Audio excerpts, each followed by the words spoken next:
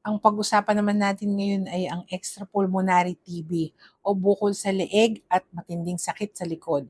Hindi lang baga ang inaatake ng tuberculosis. Ubo ng ubo, TB agad. Pero paano kung wala kang ubo tapos may tumubong sugat sa leeg mo o hindi ka makabangon sa sakit ng likod? So ang unang naiisip natin kapag may matigas na bukol sa leeg, hala, baka cancer na ito. At kapag hindi ka naman makalakad sa sakit ng likod, baka naipit ang ugat ko at nagka-slip disc ako. Nakakakaba talaga pero alam ninyo, minsan ang nagtatagong bakterya na ito ay ang sakit na akala natin ay sa baga lang parating nakatira. Minsan sa ibang parte pala siya ng katawan natin pumupunta. Ito ang tinatawag nating extrapulmonary tuberculosis. So bakit ba umaabot sa buto at balat ang sakit na ito? Para mas madali mong ma-imagine, isipin nyo na lang na ang TB bacteria ay parang mga anay sa bahay.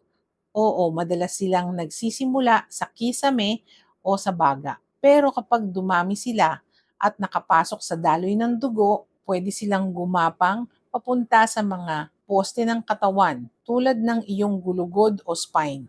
Pwede rin silang lumabas sa mismong pader o balat mo at mga kulani na nagiging sugat o bukol sa lieg at sa kilikili na tinatawag na scropholoderma. May isang tahimik na banta rito na pwedeng nakawin ng kalayaan mong gumalaw kung ipagwawalang bahala mo ang sakit.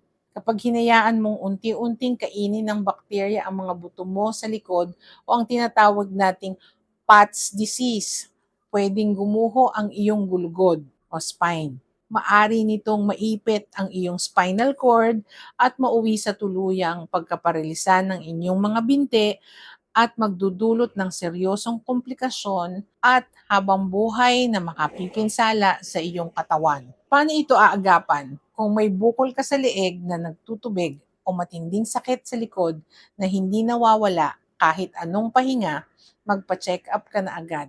Kukuha ang doktor ng sample o biopsy sa mga sugat sa leeg at kung sa likod naman, maaring ikaw ay ipa-MRI. Ang magandang balita, kayang-kayang puksain ang mga anay na ito. Kailangan mo lang sumailalim ng mahabang gamutan ng anti-tuberculosis medication para tuluyang malinis ang katawan mo.